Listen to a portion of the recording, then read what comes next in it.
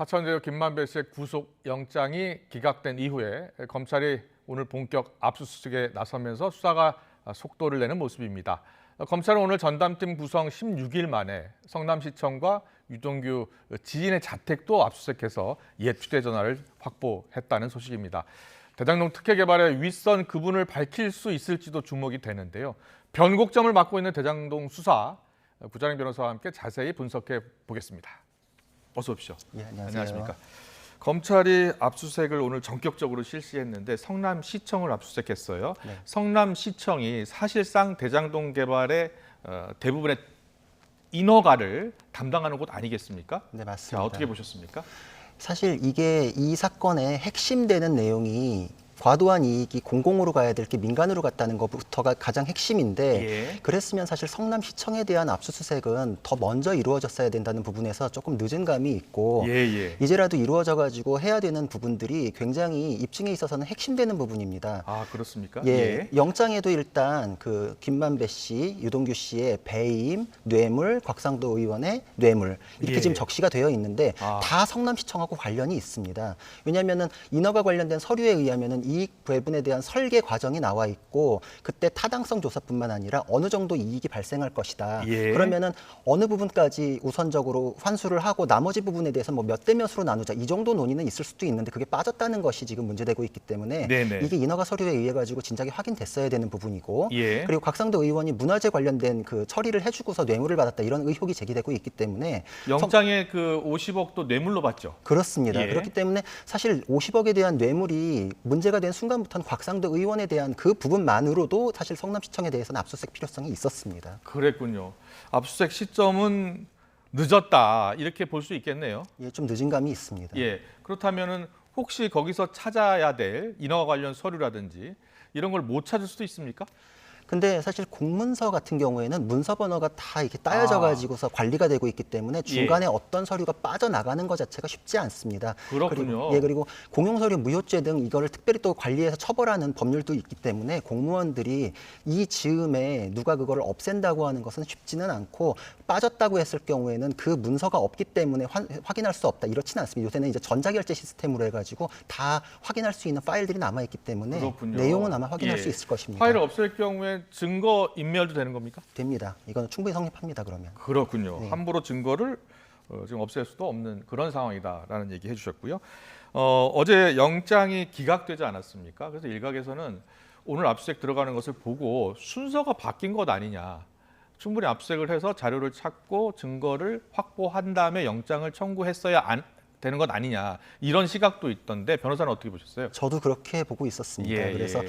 사실 처음에는 아니더라도 유동규 본부장에 대해서 압수수색이 이루어진 시점에는 같이 들어갔어야지 맞지 않았을까. 유동규 전 본부장 압수수색은 지난달 말이었잖아요. 그렇습니다. 예. 그러니까 그 즈음에는 사실 공적 영역에서의 문제가 확인이 어느 정도 된 거기 때문에 몸담아서 일했던 부분에 대해서도 직장에 대한 압수수색은 사실 하는 것이거든요. 인허가 서류도 당연히 확인을 했어야 되는 것이고. 직장에 대한 압수수색 당연히 했어야 그렇습니다. 된다.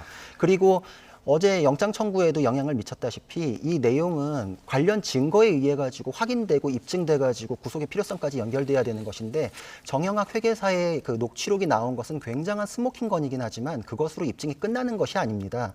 그거에 그렇군요. 맞아떨어지는 서류들이 나와 가지고 다 앞뒤가 부합한다라는 확인을 법원으로부터 받아야 되기 때문에 이 부분에 대해서는 조사 필요성이 충분히 진작부터도 제기가 됐었고 좀 이게 앞뒤가 조금 맞지 않는 순서가 조금 어긋난 면이 있습니다. 그렇군요. 영장 청구를 충분한 수사 그리고 증거자료 확보 후에 했어야 되는데 너무 빨랐다, 성급했다 이렇게 볼 수가 있겠군요.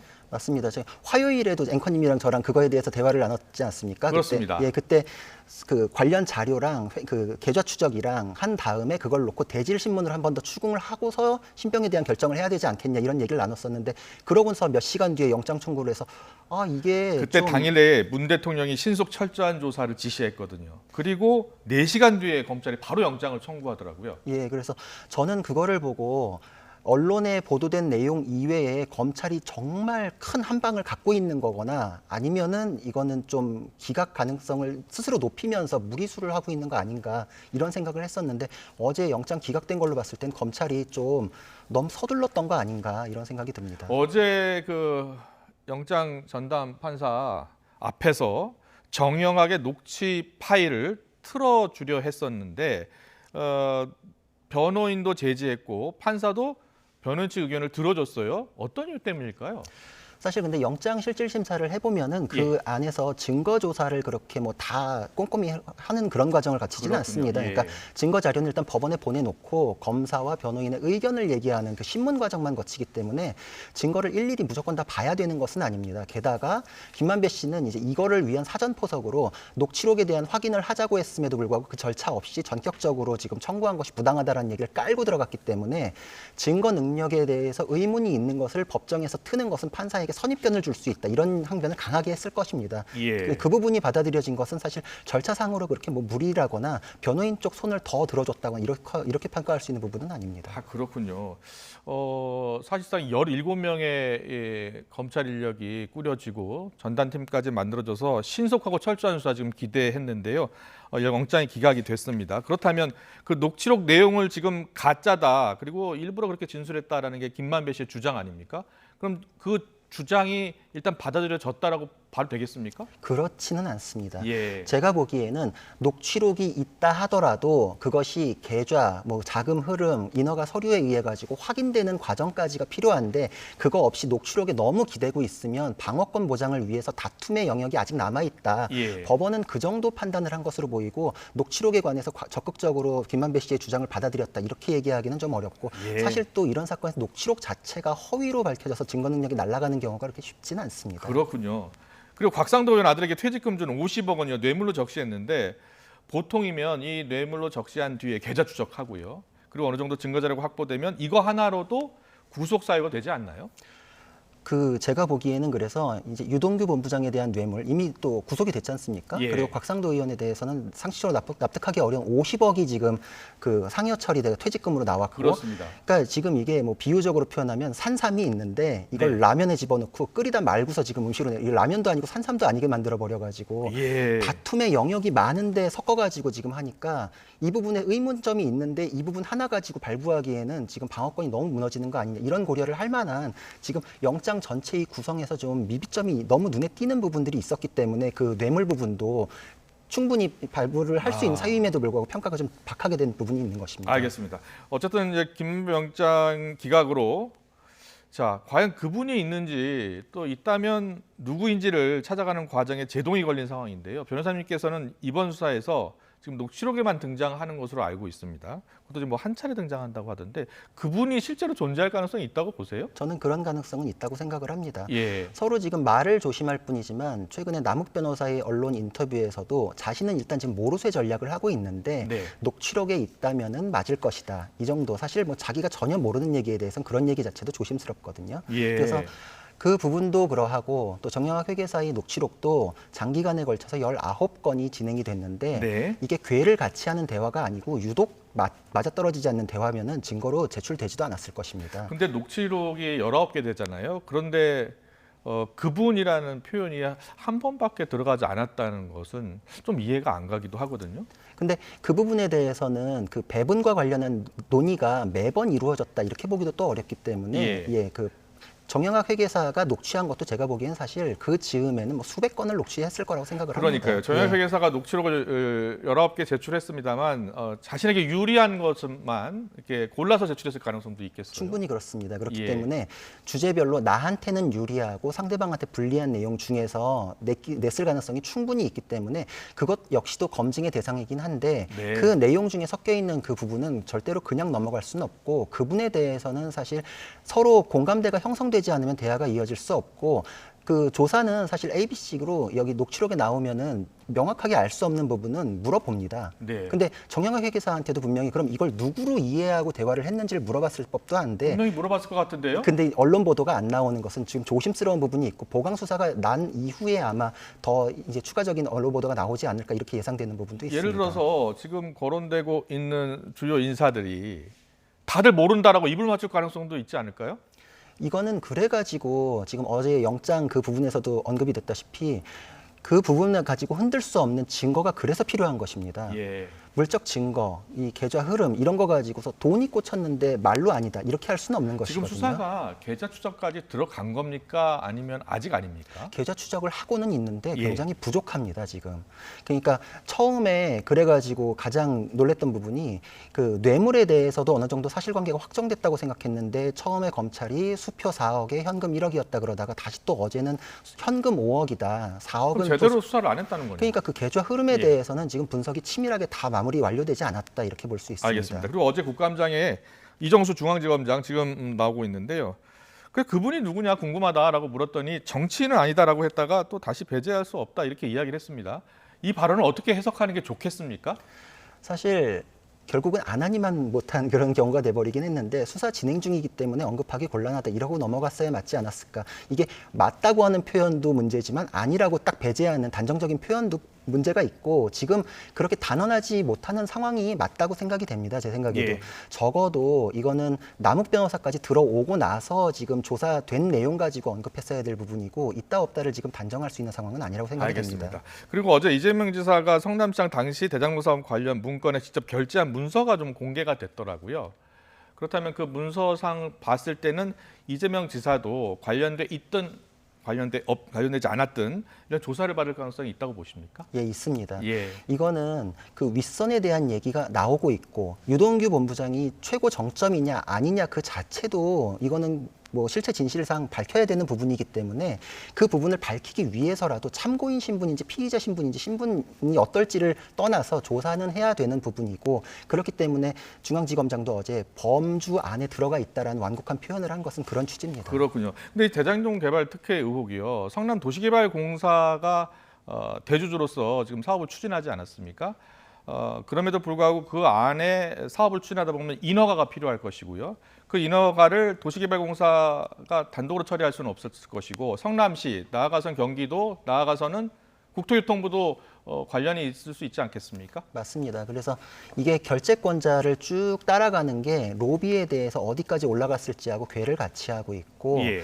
인허가라는 것이 사실 사업에 있어서는 뭐 절대적으로 중요한 부분이기 때문에 이 사업이 민관 합동으로 하면서 토지 수용이나 이런 부분에서는 관에서 하기 때문에 쉽게 이루어진 부분이 있고 분양가 상한도 그래서 피해가지고 이제 수익이 극대화된 부분이 있습니다. 예. 이 부분들에 대해서는 어떤 식으로 의사결정이 있었는지가 그래서 핵심이 될 수밖에 없습니다. 알겠습니다. 일부 시민단체에서는 지금 이재명 지사에 대해서 변호사비 대납 의혹으로 고발을 하지 않았습니까? 그래서 윤석열 지금 전 총장도 고발 사주 의혹으로 공수처에 지금 입건된 상황이고요.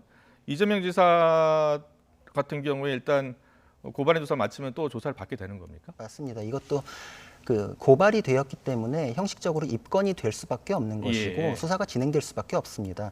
그래서 과거에 그 뭐 서면 조사만 가지고 성남 FC에 대한 후원금 그건 서면 조사만으로 마무리된 사례가 있기는 한데 이것도 그 고발 내용 중에 그 증거가 어느 정도 수준의 증거가 들어 있는지에 따라서 뭐 서면으로 끝날 수도 있지만 입건돼서 조사는 진행될 수 있고 만약에 그거보다 더 파급력 있는 증거가 있다라고 하면 소환 조사도 진행될 수 있습니다. 알겠습니다. 김우수 검찰총장이 임명 전까지 5개월 동안 성남시 고문 변호사로 일했었다라는 보도가 나왔고 사실로 확인이 됐는데 다만 김우수 총장은 그 고문 변호사 15명 중 한 명이고 또 고문료도 30만 원이다 정도 취지다 이렇게 이야기를 했습니다. 보통 그렇게 변호사들이 이제 시청이나 이런 데서 고문 변호사로 활동하면 어떤 일을 합니까?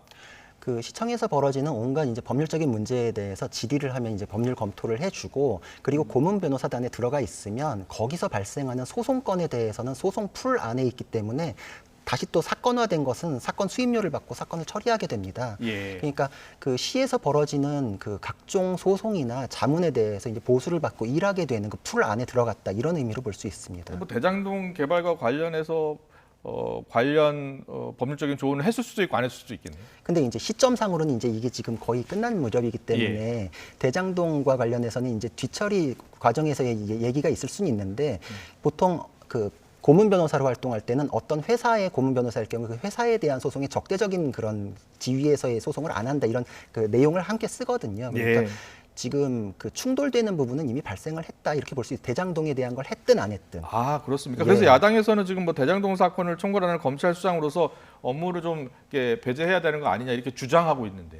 그거는 충분히 논의할 가능성이 있는 얘기입니다. 네. 그러니까 지금 그 지위 자체에서 적대적인 지위에 서게 되는 거, 이제 옛날에 이제 영리적으로 이제 관계를 맺었던 거, 이 자체가 좀 부적절하다 이렇게 생각이 될 수 있기 때문에 예. 지금 현재 보면은 뭐 김선수 대법관 같은 경우는 변호사 활동을 하다가 대법관이 되셨지 않습니까? 예, 예. 그분도 변호사 할 때의 사건들과 연관이 있는 사건은 지금도 다 회피를 하고 아, 있습니다. 대법관들도 회피할 때. 예, 맞습니다. 그러니까 관련된 부분에 대해서는 수사 과정에서 완전히 적극적으로 지금 하기는 좀 어렵지 않을까 이런 생각이 예, 듭니다. 알겠습니다. 그리고 유동규 전 성남도시개발공사 본부장 휴대전화가 몇 개예요. 그런데 최근에 바꾼 휴대전화는 경찰이 찾았고 네. 또 옛날 휴대전화가 중요하다고 했는데 지금 검찰이 확보를 했다거든요. 네. 그러면 이 옛날 휴대전화 스모킹건이 될 수 있겠습니까? 굉장히 중요한 증거가 이제서야 이제 확보가 된 것인데 예. 이것도 마찬가지로 이제 포렌식 과정에서 이제 열리는지가 굉장히 이제 좀 관심을 모으는 부분이고 아.